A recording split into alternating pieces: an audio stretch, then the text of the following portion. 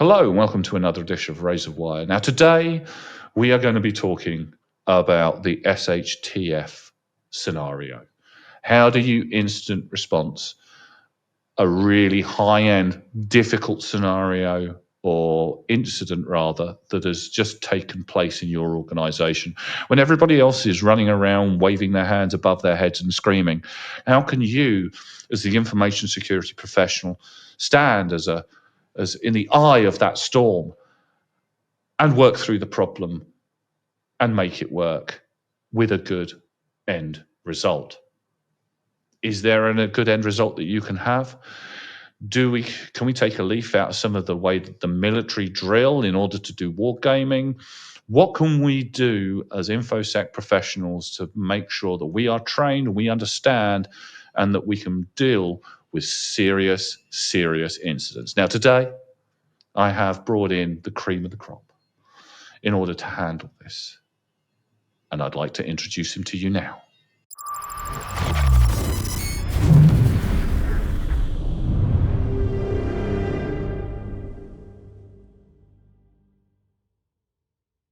And today, to help me discuss the wonderful world of incident response in a SHTF moment, which is what we're going to say for the moment for the first couple of minutes until we're allowed to swear again.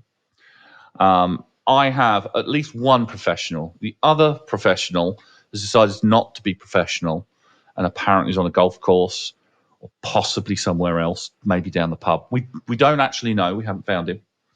So, Chris, if you're out there watching this, hi. So I have Iain, the most important one of the bunch, here to talk to me absolutely about SHTF, because apparently he's been in a lot of it over the years. His background in the military has trained him well to deal with horrible situations to find yourself in. Now, obviously, in InfoSec, we don't tend to get shot at, and, well, I don't know. There's a few roles somewhere over in the States and a few other places where it might happen.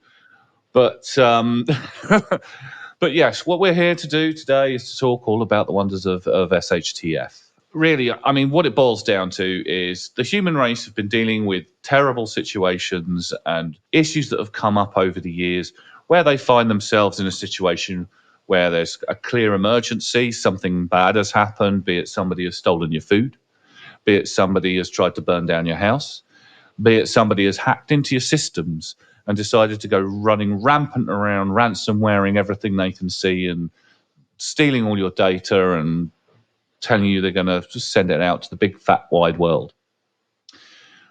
Throughout my career, I have always trained all my trainees and whenever I mentored anyone in the fact that the one thing you cannot get wrong, well, you can get it wrong, but the one thing you really have to train yourself in when you go into the information security space is incident response. Now, as much as we like to think that we've put in place countermeasures, defense in depth, that kind of thing that can kind of mitigate most things and prevent these kinds of events from occurring through training, through technology, through awareness with the people and policies and procedures, inevitably at some point to either a greater, which you really don't want, or a lesser degree, you are going to have some form of incident. And when an incident comes along and kicks you square in the face and you have to deal with it, that's it. You've got to deal with it. You can't ignore it. You can't run away from it. You can't deny it's happening. I suppose you could deny it's happening. I'm sure you've seen quite a few people in the past who are denying that anything's wrong. But it's usually a good idea to bring out your instant response procedure and begin dealing with the situation, dealing with it in a way that will hopefully come with some kind of good resolution at the end. Now, we must caveat that by saying when incidents occur, you can't always fix them in 5 seconds flat. Sometimes it takes a long time to get them resolved, and some kind of never do get resolved because of the fallout at the end of it. But really, one of the things that the core tenets of being an information security professional, apart from understanding risk and knowing your risks, is to know how to deal with things when it all goes horribly wrong. So, Iain, your background was very much in the military. And I think a lot of good instant response basics really can be learned from people who have worked in the military, because us in the commercial world, the worst thing that we're going to deal with is a fight down the pub, somebody kind of trying to steal your data, that kind of thing. But you've been in kind of like really real world situations where when it's hit the fan, there are some real world implications. So what do you learn in the military? What's the kind of training that you go through to deal with that kind of thing? And then we'll move on afterwards into how you kind of applied that to kind of the outside world.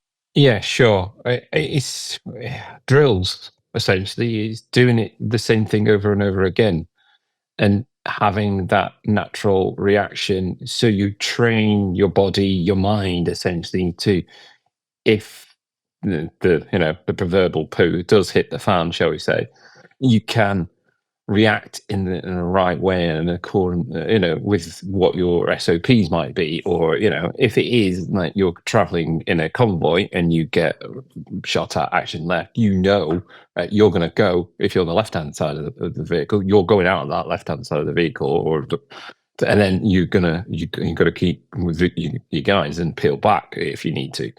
It's having that trust in your team as well, that they're going to react in the same way as well. So if when it all does kick off, you all got your certain roles, you've all kind of, and there is someone leading from the front giving directions, and that is also a good tool that we've always been taught, which is don't panic. The Hitchhiker's Guide to the Galaxy, also great, tool for that as well. But it is don't panic. Take a condor moment, as we used to call it, and just scan your horizons. Take that. It could be a millisecond just to go, where's the shit coming from, and then you can carry on. And you assess from there, make your plan in your head, and then give you directions. And that's how, from my experience in the military, is like how you deal with those horrible situations. It is that you've got to take that second of a breather to go, what's going to come up for air, and then go, right, this way, go. Absolutely. I mean, whenever I've been in a kind of similar kind of situation in the commercial world, or in my own personal life, we all have stuff that occasionally happens. You do see people who maybe haven't had that kind of training, that instant response training. I mean, I've had it in a different way than you originally had it. Have this tendency to almost run around in circles, waving their arms above their head in sheer panic. And I sometimes look at this kind of going on, especially with organizations that are going through it for the first time, where either we're supporting them and helping them and we've been called in, or where I've been working directly for organizations. And you sit there and you think, guys, stop. Just stop. We're enough into the video now. Stop shitting yourself and take a moment to figure out what is going on. Because you do get that cold realization, don't you? You get that kind of, oh, crap moment. Yeah. What's happened? You are allowed to say, oh, crap. Oh, but unless you're on a YouTube video. You are allowed to have that moment of, oh, for Pete's sake. But it's the actions after that. Take that. You get the spidey senses start tingling. Because when you get used to it, you know what's coming. You just get a sense of, actually, you've got people who will try and play it down and say it's not as bad as it is. We don't need. And sometimes you've got to go, nah, this is as bad as you think it is. Because you just feel it in your gut, and it's gonna. The more you look into it, the more worse it's gonna get. It's like a Pandora's box. I've always termed it as the Schrodinger cat moment. It's like is the situation there or is it not? And sometimes you kind of get the feeling in your head, I really don't want to know. I really don't want to know that it's there. But you have to do it to find out, for those of you who don't know Schrodinger's cat, look it up. But very, very basic terms, it's kind of like a physics kind of conundrum, really, where, you get a cat, you put it in a sealed box with a poisonous substance that will kill the cat when something to do with kind of like the radiation decays enough, and because you can't predict when radiation is going to decay, radioactive isotope, that's it, radioactive isotope decays to release the poison, means that when you seal the cat in the box, assuming he's got air and all the usual stuff that people kind of come up with because they're clever buggers, you can't tell technically whether the cat is alive or dead until you look in the box. Technically speaking, it's both. Now, why am I saying it's a Schrodinger moment? Well, when an incident kicks off, you're being told something has kicked off, or maybe you found a piece of evidence that suddenly made you realize something's happening or something's about to happen. There is this tendency to freeze, isn't there? You know, be it kind of in the military when you're out on, obviously, kind of, it's a natural reaction. But you also get in that scenario, in that corporate environment, you get that cold, as I just mentioned, that cold moment where it's like, right, we've got to look into this. And sometimes you'll get people who will downplay it. And sometimes you'll get people who will kind of upplay it as well. So you've got lots of different people talking at you saying, oh, this is a big problem. Oh, this isn't that big, blah, blah, blah, blah, blah, blah. Sometimes you have to just filter those people out and just look inside the bloody box. Is the situation there or is it not? Is that what you kind of experience yourself? Yeah, it is that kind of thing. Sometimes you do get reluctance from your team members and stuff like that to actually do, because I've done it where I've had to direct you and go, you're going to have to do some digging essentially, and that can take hours, days out of their actual normal day-to-day job. But you're like, well, if this is as serious as we think it is, tough. And there is a reluctance, but at the end of the day, it will give you the evidence of, yes, this is an incident, or actually it's a flash in the pan type thing where it's been and gone, and it's not actually as serious as, which is a good thing, but you need to know how serious it is to determine how you're going to react and what your SOPs are, and your playbooks, what's your next step essentially.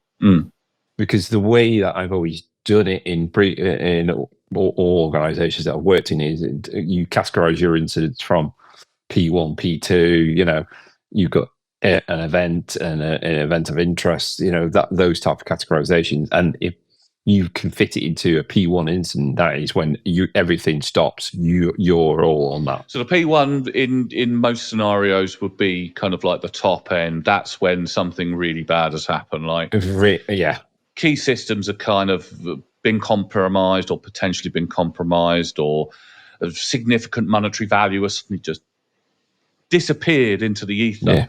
Or all your data has just been nicked by somebody a ransomware typically is a P1 for most organizations, let's be honest.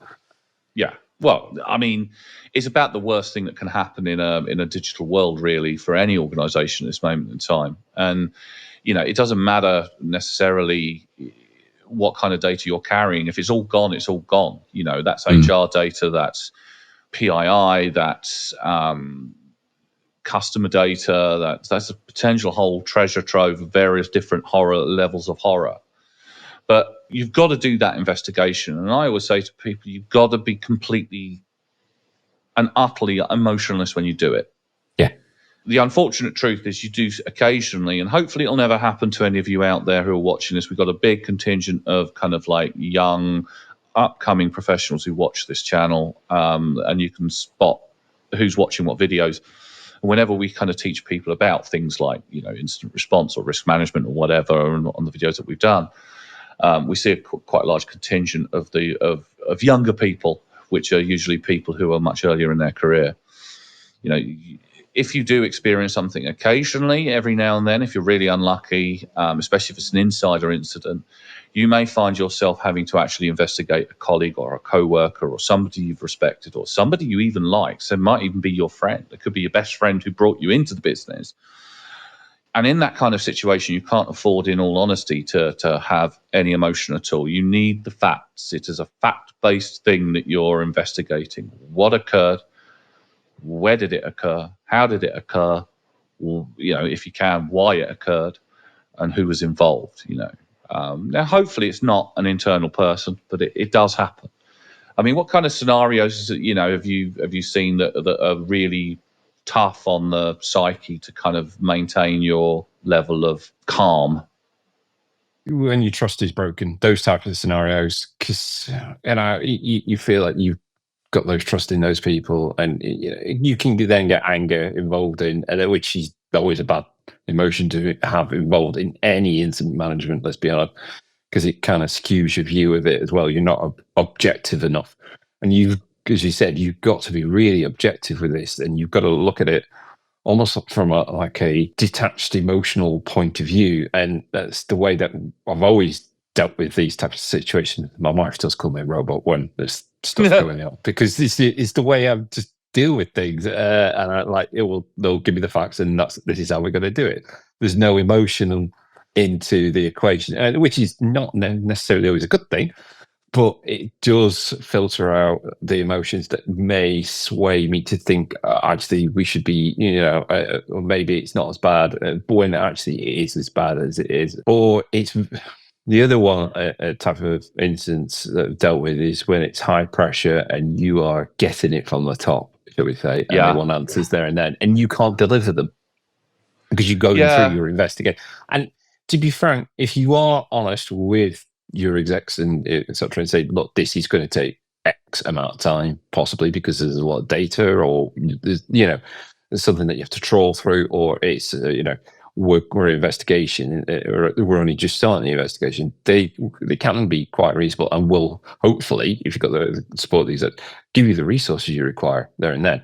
And it's a common joke that boards tend to up their cybersecurity budget as soon as after an incident, but they will actually, be helpful because at the end of the day, you're there to protect the business, and that they want the business to do well as well. So hopefully, you've got the right mindset from the execs of like, yeah, okay, we get it, but they will want answers. The board will want answers immediately. So not that I don't feel like it interferes, but it does take time to do a quick summary report of like, right, we've 5 hours in, here's what we found. 7 hours in, you can give updates in that way, and that takes a lot of collation and data and stuff, and you've got to retain all that as well. And at the end of the day, when you're doing these investigations, it can take you over your 9 to 5 job. Let's be hours at the end of the day, so you're going to get fatigue that falls in. You can be up till 3 a.m. dealing with something, then you're back up at 6 to get back onto it because you have to, and it's those type of things. So you've got to be wary of those type of incidents that will drain you from a physical point of view, from a fatigue as well, because you can potentially miss things and make mistakes as well. So those are my experiences of what I've suffered from, like dealing with incidences. And yeah, everyone makes mistakes. You've got to just be conscious of that things will affect your decision making and how you report things as well.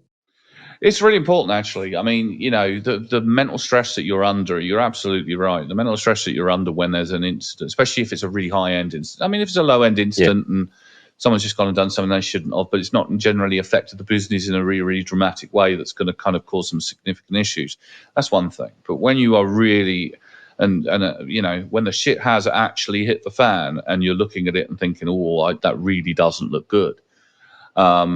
You're right. The first thing that you'll have is somebody pounding the phone or wandering through to your office saying, we've got a serious issue. I want you to tell me, what's going on. This is where the training comes in, and training and wargaming through incidents. And as wargaming is as important to build your playbooks as possible, it's also to train the people around you in your teams and the people who are at the top, because you should involve them in these exercises as well. I know people say, I don't want to bother them and so on and so forth. But when it hits the fan, the worst thing in the world is to be on breathing down the neck of the team who are trying desperately to figure out what's happened, what's going on, what the what the situation is, so they can effectively kind of find some way to mitigate it in the short term and then obviously resolve it in the long term. People want to see sort of progress. So sometimes you have to train that into them. And this is why sometimes I've said for the large end incidents, it's usually a good idea when you're doing your training, when you're defining what your team is, to find somebody who's a very, very good mediator, very good communicator, to be that connection between yourself, the team who are trying to figure out what's going on, the incident response team, and key members who, of staff who may be kind of demanding that they know what's going on. Is that the kind of thing that you've done in the past? Do you find that useful?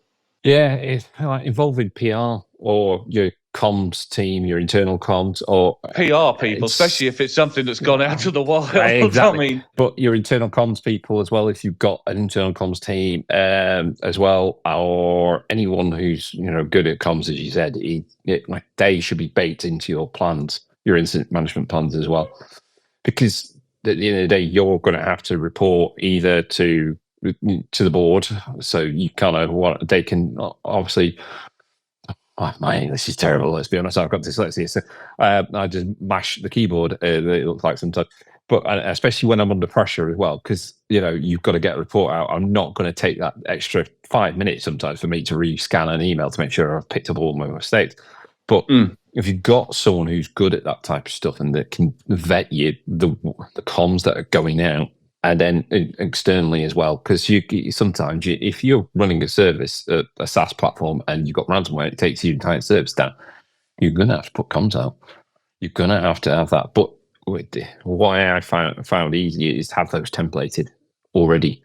Yeah, like your basic templates of what needs to be sent out. And that includes internal comms to employees as well, because they're going to be worried as well. And they'll need to keep abreast of what's going on as well, because they're one of your biggest assets as well when it comes to incident management. Because one, they're probably going to be the first to find it and report it to you. But two, they can actually advocate for helping, and you can use them as a resource as well if needs be. Like we will nick someone from the IT team if it's a technical issue, to help fix it. Definitely have PR team and have them as your war gaming as well. So you're going to say, right, this has happened, this gone on, we reckon this, and get them to be part of that. They don't have to send out the comms, obviously, because if they did, oh my God. But it's that pretend, you run through you do dry drills, essentially. You run through everything and make sure that you got the right tools and the right comms and the right sign off as well, because it's going to have to be, if you're going externally, you have to get that signed off by the board. So yeah, they're happy for it. Oh, God, and let's hope that your statements don't include, we take the data of our customers really seriously, because I hate reading that. I really do. And it's like, look, guys. I have seen some brilliant comms that have come out of it. There is shall we say, they are a French consultancy working on, and they had a ransomware breach. Their comms were, and it's not an important system. So it is what it is, and that was the tone of their comms, and that was a few years ago. And I just read it and just went, "That's amazing." Yeah, it doesn't quite go that way, guys. Your opinion isn't necessarily what other people are thinking at this moment in time, especially your customers. Comms externally and comms internally, and protecting potentially protecting your team from people within the business from kind of getting involved and jumping in and demanding what's going on and so on and so forth is pretty critical. And I have had to shut people down in my time as well.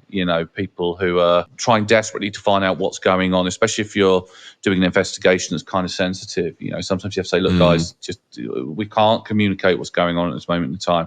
I think you need to just kind of let us get on with the business of trying to figure out what's going on, and we'll give you some kind of comms once it's appropriate to do so.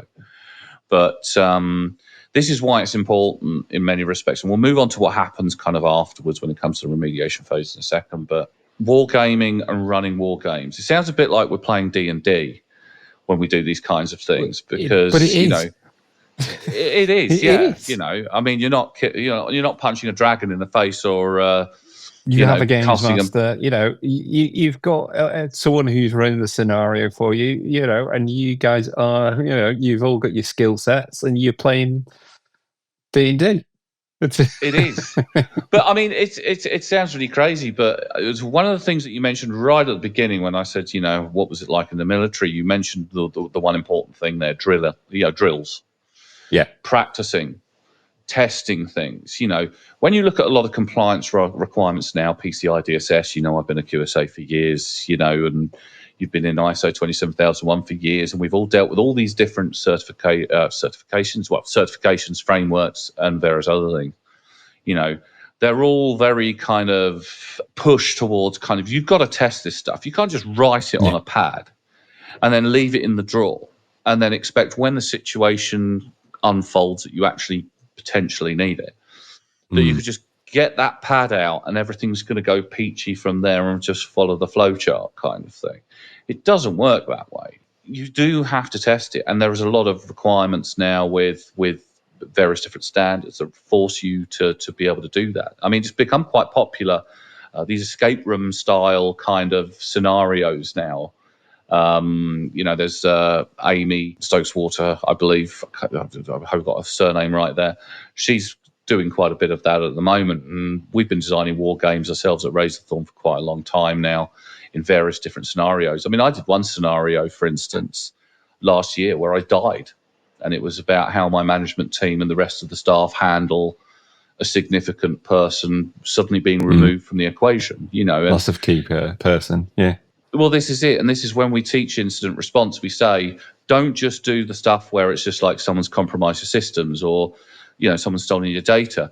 Look at other stuff as well. Single points of failure. What happens if, I don't know, your entire finance team go out for a Christmas party, get food poisoning and end up hospitalized for the next 6 weeks? And people look at you and say, well, that's never going to happen. I do like it when that happens.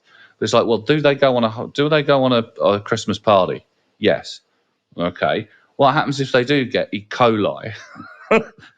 They're not going to be paying anybody over Christmas, are they, from their hospital beds? So do we have anybody else who could step in? I mean, one scenario I've done is earthquake. So there's an organization that I was working with at the time. They're based in San Fran.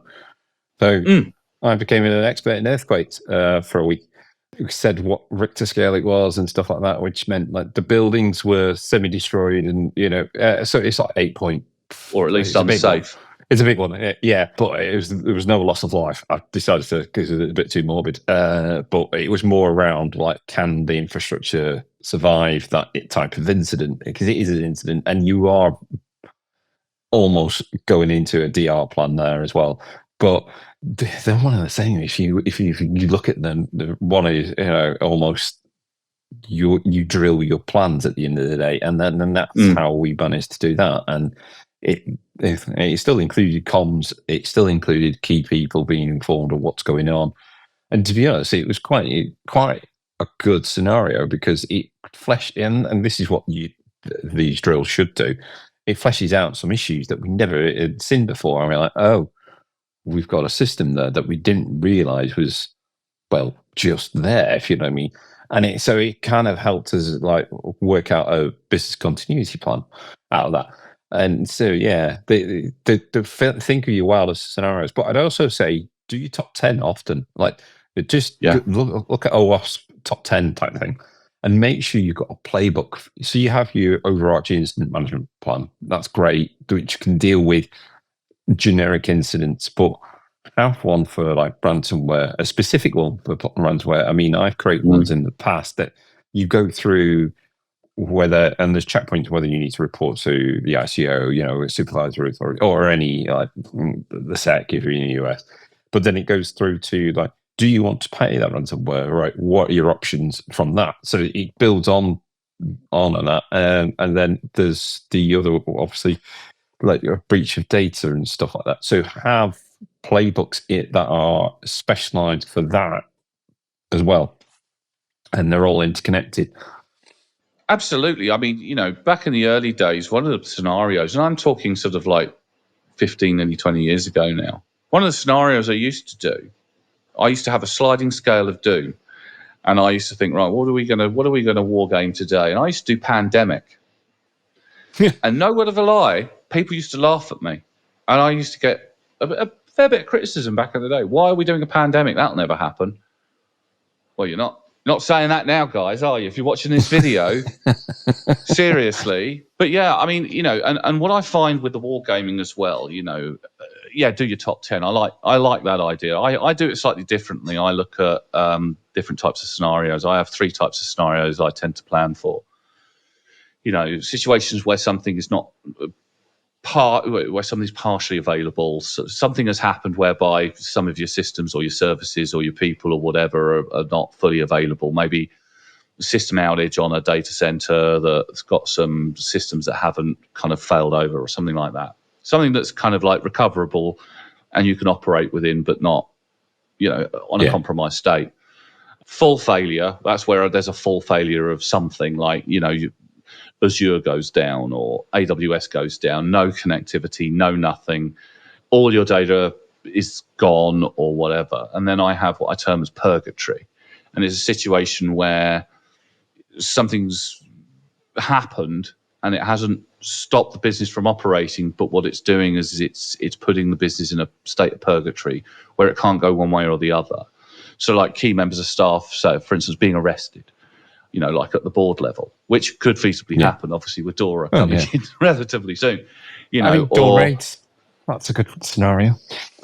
Dawn raids, that kind of thing. It sounds silly, but there's plenty of businesses out there that have suddenly found their entire C-suite being arrested for something terrible that they've been doing behind the scenes. I think with many kind of war games as well, and it'd be interesting to get your take on this, it's more about team building and it's more about being able to operate together in stressful and sometimes situations where you just can't plan for it. You just haven't either gotten around to planning for it, or it's a situation so wildly different from what you've experienced before that the training just kind of kicks in, and the fact that you've wargamed through really random different scenarios makes you a lot more effective as a team. And before I hand over to you, I know full well that there are some organizations out there that will chuck in really, really bizarre scenarios. I know one that did zombie apocalypse. Another one did an AI apocalypse. And all they wanted to do was just to see the planning and the thought processes behind their teams. And you might laugh at it, but it is really good because you get to see how creative some of your responders can actually be. Assuming once they get over the laughing when the first zombie starts clawing at the door. You know what I mean? And I believe I have heard through the grapevine that in some corners of the military, they do have these kinds of crazy plans where they've just used it to spitball, the creativity of people who are on their responders list. Is that something that you've come across? I mean, what are your thoughts on kind of that team building aspect? Yeah, if you can make it fun, people always respond better. To be honest, to training, let's be honest. Like an escape room. Like the escape room. So they will respond. And it helps that team building, your cohesiveness between your team, and so they can operate. And not only that, but the fun ones are really good, but you do need those stressful ones as well, because you need to not that you want to completely stress people out, but you need to stress them a little bit so in your team exactly who can cope and who can't in certain situations. So it's not a like, oh, you're weak and stuff. It's like, okay, what scenarios do you thrive better in, and who's going to be better at it? Like, for example, if that person is good at comms but can't deal with the stress, make them the comms person, if you know what I mean. And so it's how you divvy up the tasks in your team as well. It helps you with that, and putting those people under stress. And stress, let's be trauma bonding. It happens, and that's what the military is. Let's be honest; it's just a bunch of people who've been trauma bonded. It helps as well with that. And once you get through it, you're like, you'll be in the pub, you're like, oh, remember that? Yeah, that was awful. Or you were a douche. We got through it though. Yeah, but it helps if you know what I mean. From my point of view, is like the worst scenarios, even like live incidents, can help. Because it gives you something to look back, and you will see it through rose-tinted glasses. But at the time, you're pulling your hair out. Hence the reason why almost no hair on top of my head. But it's that type of thing. You will look back, and then you can have it'll be more of a camaraderie around the team as well, because you survived something. You've moved on. Even if it's hypothetical. And even if you do go through a live incident as well, a real incident that actually occurs, and you follow that training that you've done, the war games that you've done, the policies and the procedures that you put in place, and refined as well, because whenever you implement this stuff first time in an organization, you never know fully where it's going to work. I mean, every incident response plan is slightly different. There's slightly different people involved, different departments, but then there's also culture involved. And I think a lot of people forget that as well. If you've got part of your organization that is in the States, you're going to see a very different way of handling incidents over there than you are feasibly in the UK, and different skill sets with different people and different scenarios. So just bear that in mind. So, sometimes it's good to, when you run your test, to do, if you've got sort of multiple locations around the globe, if you've got a team over in Japan, run one in Japan. If you've got one in Europe, run one in Europe, but also run one across both. See how they interact together, see if they can learn from one another. It's also a good way of building relationships between people who might never really interact in a business otherwise. Yeah. I quite commonly hear from PR teams, they're quite happy to be involved in this kind of thing. It's like, nobody ever talks to us about this stuff, and then they expect us to chuck out a statement that everybody's going to accept, and that's when you do get those types of statements that I hate the most, where we take the security of your data very seriously. But I think one of the big failing points I see with a lot of incidents, whether they're real or whether they're going through that kind of training exercise of building playbooks, and I've audited against this time and time again for things like PCI DSS, is the failure to understand the lessons learned, the failure to finish off the incident response at the end. So once you've remediated the issue, it doesn't end there. Don't just end your report. Don't just finish your process at the point where it's remediated. IT guy comes and says, oh, no, I've closed up all of that. We've done a pen test and all the vulnerabilities are all now mitigated, and we think we know what's happened. See you later. Right, let's all go down the pub. It doesn't work that way. There's a whole plethora of stuff that happens afterwards. Iain, do you want to describe to the users why it's important to make sure that you do some stuff after the issue has been resolved? It's very important to do lessons identified and improvements. Essentially, what you want to do is do the 5 whys. Why? Why did something happen? And by drilling down into that, and it's not good enough just to say because Bob emailed the client list out. Why did he do it? How did he do it? How was it? Why did you seem not stop it? Did your DLP fail? It's that type of thing. You need to identify the why, and you need to drill down to the nuanced level, which will then give you an action plan to actually go out away and fix that issue. Yes, you might fix the issue on the fly during the incident, but you still need to actually have that. Do that analysis of why, so that you know that you can fix it, and it, hopefully, touch wood, it's not going to happen again in the future. And it's very important that you do that. Not only because it's an ISO requirement as well, by the way, but probably a PCI, DSS, and everything like that. Lessons learned.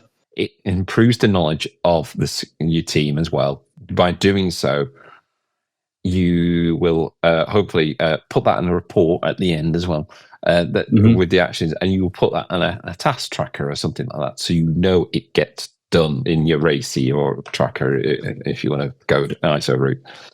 That's why it's important, because it stops it happening again. Touch wood. And feasibly, it allows your bosses to give you some more budget to be able to fix said It's problems. A very good tool. Never waste a good crisis. Absolutely. But also an important piece is, make sure it goes in your risk register. Make sure you put, if there's any residual risk, ultimately it should go in your risk register as part of this kind of process towards the end anyway. Don't leave the Band-Aid on and just leave it at that. Go and fix the actual problem. In the meantime, stick the risk in, show that you're reducing that risk and how you're reducing that risk. Finish off your report and hand it to the bosses so they understand what the situation is. And if you've got a risk already for ransomware and stuff like that, go and review that ransomware risk again. Reopen it. If you've got it in the mitigation stage, I don't think you have anymore. Go and open it and put it back into the review stage at least, and then put in your mitigated controls that you're proposing, which is what you will have in your report, so that they match as well, so that you can mirror that as well in your risk treatment plan. And if you're using something cool like FAIR, don't forget the quantification of it. What is quantification? Well, now we've actually had this horrible incident. We know how much it costs in a scenario, which we can now use to say it's no longer a finger in the air assessment. Exactly. Could it have been worse? Yes, it could. Right, we've got a benchmark of what we went through. What was it? How feasible worse could it be quantified? And what's the most likely scenario? Probably something similar to what you've experienced. There you go. You got some great data. And if you're using the ISO 31000 methodology, reassess your residual risk. Absolutely, yeah. At the end of the day, it's important. That's how you kind of improve your plans going forward. And for those of you out there who are watching this, who want to become CISOs and want to become kind of risk managers and want to get kind of into the more governance aspects of infosec, this is a really important area to remember.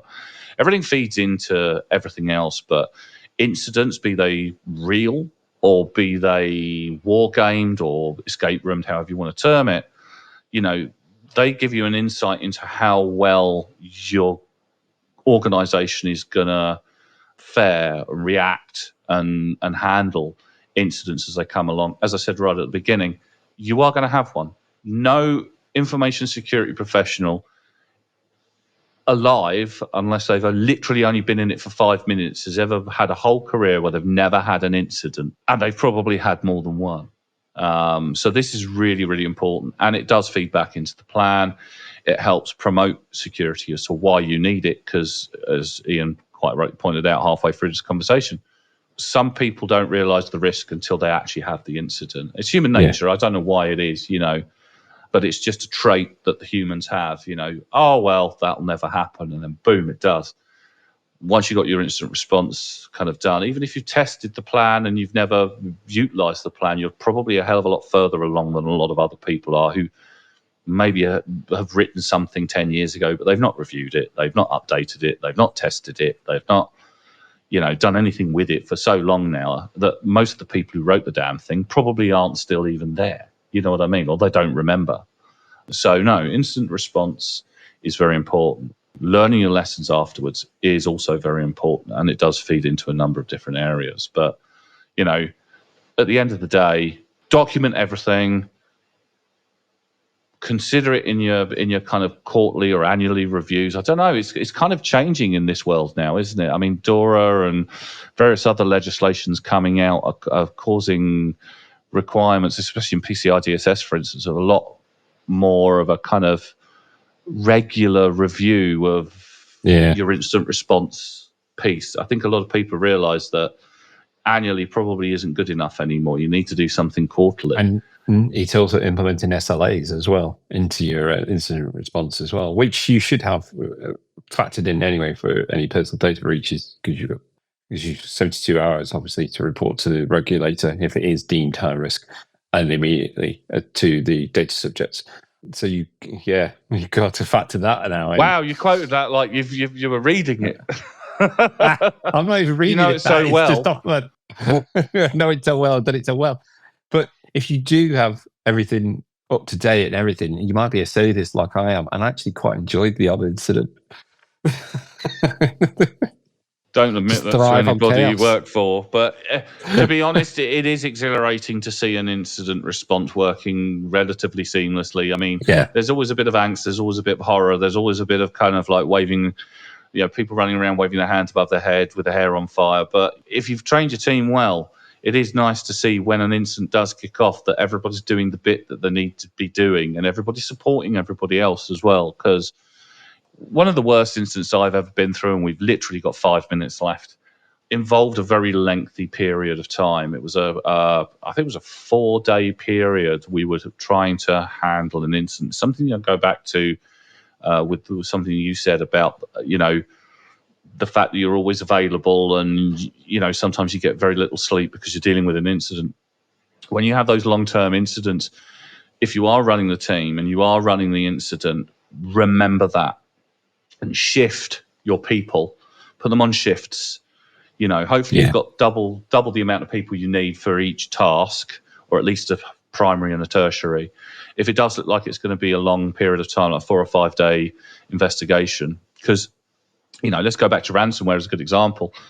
Ransomware, attacks can last for ages before you either negotiate and pay the sum, or you attempt to recover in a way that isn't going to get compromised immediately straight away. So make sure that your people get adequate sleep, adequate food, make sure if they're going to be in over the whole weekend, sitting there working out what's going on at work, if you are the boss, make sure they're fed. Bring them, get somebody to bring them in water. Get somebody to bring them in Cokes or whatever it is that they need to drink. Obviously, stick away from the beer until the event has finished. Then take them down the pub, because that always works really well for most people who've been through a really bad incident. But make sure they also get the sleep. Put them up in a hotel. Let them speak to their families. Give them regular breaks. Look, guys, let's just have a break. Let's rethink what we're doing, and come back in half an hour. It's not going to hurt the situation if not everybody's running around trying to deal with something. If you take half an hour breather. Yeah, heart and mind. It's a big factor. You need to, including back in the military days, you always had to factor that in, because nobody can run for 24 hours constantly. No one can, suffer that stress as well for 24 hours. So it is literally stag on, stag off, make sure the guys are getting the rest, and you go and wake up the next guy who's due on stag at 3 a.m. with a gentle shake of his foot, and like, you're on stag, mate, which is always the dreaded word you don't want to hear at 3 a.m. What is stag? So basically, you go stand guard, or you're on watch, stag on. There you go. But so all of us were in the military. Dawson would be ripping into me about this right now, saying I've never done it from a hotel. But it's that kind of, it is heart to mind, and ensuring that everyone's getting the rest and they can recoup as well, especially afterwards. And that pub thing is brilliant, because trauma bonding straight after that. Your team will cohesion like that. Absolutely. You can always report the maybe a day and a half afterwards exactly what occurred, or later on the afternoon the next day. It's important that you reward the poor teams who spent so long doing it. And you know what, a nice cold beer or a gin and tonic or a wine after something like that, geez, it there's nothing quite like it, to be honest. But we have reached the end of our time together. And we probably only scratched the surface on the SHTF scenario things. And my producer has actually said that he would like to see us role play through various interesting scenarios. So I might well do that. I haven't decided yet, but I might gather a team of intellectual geniuses from the information security community, maybe 3 or 4 of them. Maybe you'll be in there, Ian. Maybe Chris you won't won't be, obviously. Maybe other people will be in there. And what we'll do is we'll Dungeons and Dragons an entire scenario that involves something terrible, be it ransomware, be it an insider threat. Those are always a good fun, trying to fathom out what's going on. But yeah, maybe we'll do that. Let me have a think. But for all of you out there, and thank you, Ian, for your input, by the way, before I go into the outro. Thank you, all of you out there, for watching this. We really appreciate everything that you are. We've had thousands of new subscribers in just literally the last month or so. We're really picking up speed. Still, only 80% of you are watching and not subscribed. So please feel free, if you've liked what you've heard today and the other content that we do, to subscribe and like the video. It really helps us with the algorithm, and really kind of gives some really good feedback. And if there is anything you want us to cover, or you want us to cover this more in depth, maybe next time we'll pull in Dawson from wherever he is, whatever pub or golf course he's currently wandering around, and we'll put him through the ringer. We'll scenario him. He's a physical security man. Thank you very much, and we'll see you again. Bye. It's always good to get feedback. Please feel free to reach out to us. You can reach out to us via LinkedIn or through our website, www.razorthorn.com. If you feel that there's something that we should cover maybe a little bit more in depth, a new topic, or something of interest to you or the community at large, we'll even do interviews. If you've got any recommendations or you want us to interview people, we'll reach out to those individuals and see if we can get them on camera, so we can ask them the important questions about infosec. So it'd be great to see what your feedback is. In addition, I do have a book recently come out, the Cyber Sentinels Handbook. a primer for information security professionals. Now, this book is very much geared up towards professionals at all levels of their career, be they starters, be they newcomers, be they people who've been in it for a little while and maybe looking for a little bit more direction, albeit the older ones looking to maybe reground themselves in some of the more important aspects of the trade that maybe they've forgotten over time. I've had lots of good feedback from a lot of different readers of a lot of different levels, so please feel free to get yourselves a copy. We've got the e-copy, we've also got the paperback copy, and if you don't want to spend any money, you can go on Kindle Unlimited and read the book for free there as well. So thank you ever so much again. Look after yourselves, and we'll be seeing you again soon.